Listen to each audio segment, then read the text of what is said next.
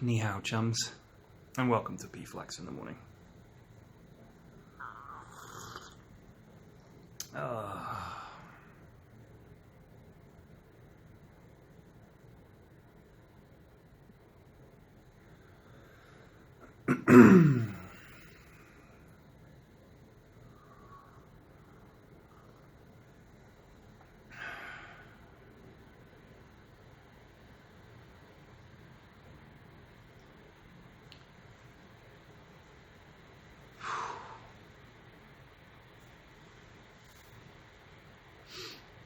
Damn.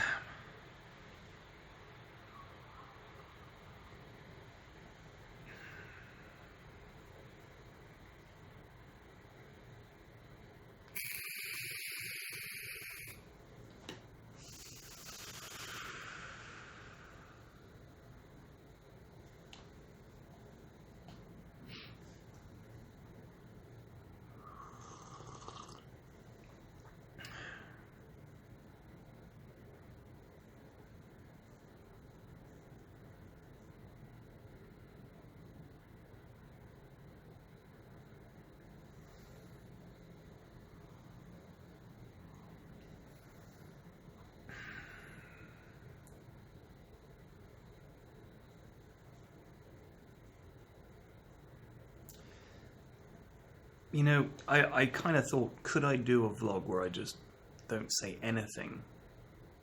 And would people still watch it? I had to explain it there because I feel like people aren't ready for the silent vlog.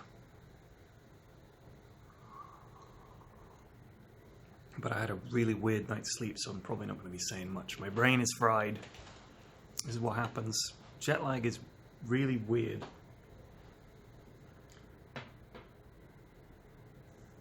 If you feel kind of shaky and discombobulated all day, like I've been jet lagged before. I think 8 hours is about the worst. LA, China, it seems about the same. It's like, you know, the first night you kind of feel a bit weird, but I've traveled the other way. So it's very rare that when I travel east. Like you mainly go west. East a bit, obviously into Europe, but the jet lag is like an hour or two. You don't really notice it. But generally when I'm going west, like to the States, it's weird because you want to go to sleep, but you just have to stay up. Like I find it easier going west because you just have to stay up really late and then you'll go to sleep and you'll just sleep in. Whereas going east, your body's saying, what are you doing going to sleep? Like I'm going to sleep at midnight, and that's like dinner time, and then you're waking up at bedtime, so it's even weirder. Going east is always harder. Isn't it weird? Jet lag is weird. I mean, it's obviously it makes sense, but it's just strange. Proof positive that we were not designed to leave more than a very few square miles. Maybe we were meant to wander slowly enough that we would just adjust. Also, I wonder what time people went to bed in caveman times, just when it was dark. But if it was not winter, you'd just be sleeping all the fucking time. You know, there used to be, until fairly recently, like, people would go to bed at dark, then they'd wake up at midnight. And they'd be up for a couple of hours, and then they'd go back to sleep. That was like standard sleeping practice. You'd go to sleep at about, I guess, 8 o'clock.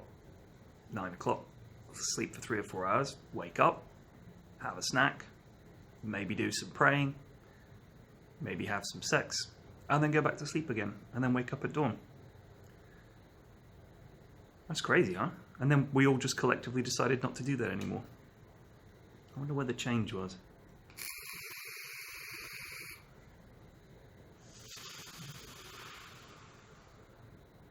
Can you imagine that? Wake up, darling. It's midnight. Oh, is it? Oh, gosh. Let's have some food. And some sex. And then pray. Quite fun.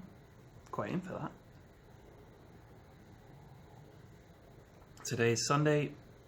Got to do some prep. This is going to have to be a short one. Ken gets very cross. But he took 3 naps yesterday. So fuck Ken.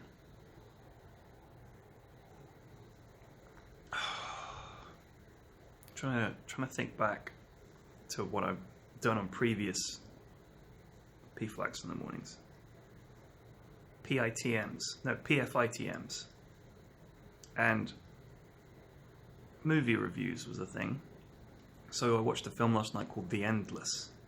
And it's about this couple of brothers who've escaped from a cult, one of those UFO death cults. And then they get a tape from the cult talking about how they're going to ascend.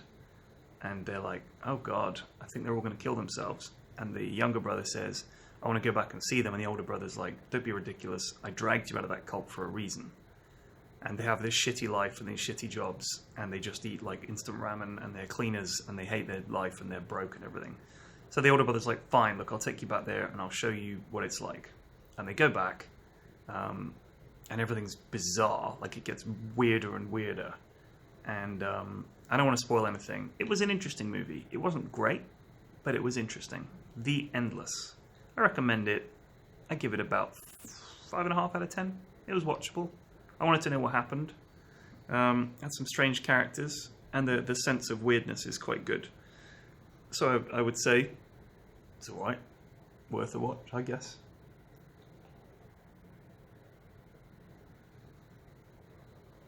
On the plane, I watched The Incredibles, which is just a great movie. It's just a great movie. I think The Incredibles is a perfect movie from start to finish. I'm not saying it's the best movie ever made. I'm saying if you look at the storytelling, and you look at everything about it, it's a perfect movie. I give The Incredibles 10 out of 10. I thought it was. I've seen it many times, and I love that movie. I just think this is.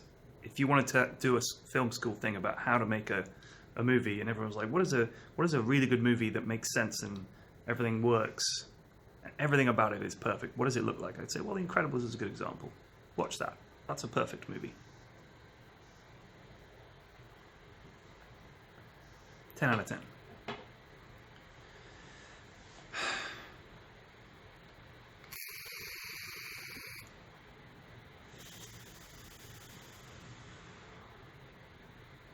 Chaos went out yesterday,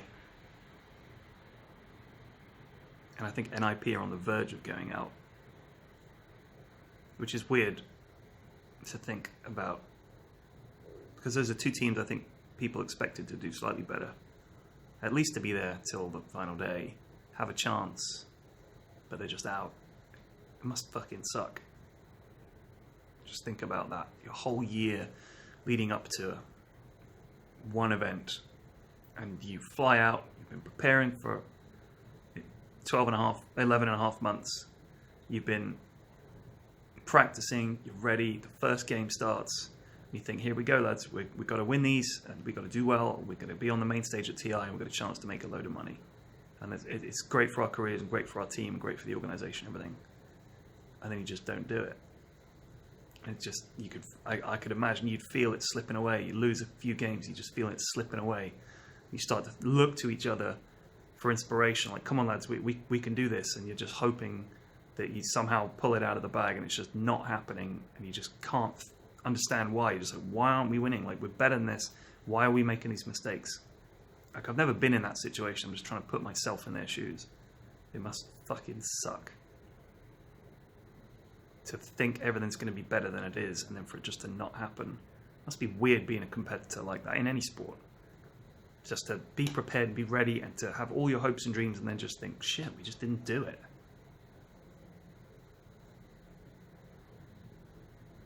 And then you've got like OG have looked majestic. And I thought, I chatted to Notel yesterday, and he said that they've been in this position before where they had a great group stage, and they went to main stage and they lost 2 best of 3s and they went home. And I was like, shit. I was like TI7. It was literally, everyone was like, oh wow, OG are looking good. They eased through the group stage, like smashed it, went to main stage, lost, out. And in a way, I think that would hurt even more, because you'd think, we're going to do this, lads, we're going to do this great. And then you'd realize you'd failed because of hubris. You know, you got overconfident and slack and complacent. And then some pressure had kind of crept in where you thought, shit, we lost that first game. I thought we were better than this. You know what I mean? But then OG have been there where they've had an upper bracket knockout and a lower bracket run to win it and all this kind of stuff. And I guess you'd think we know exactly the mental state. We are prepared. We are veterans at this point.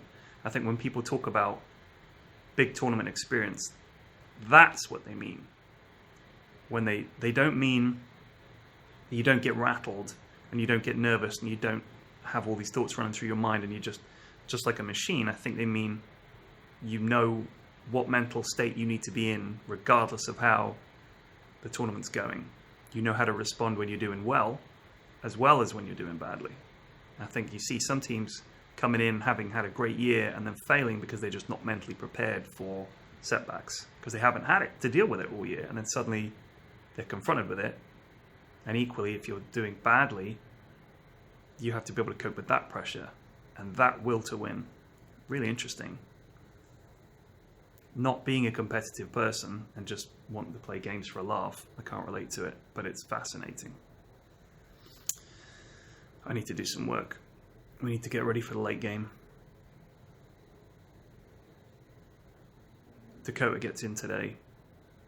We've got to do some filming.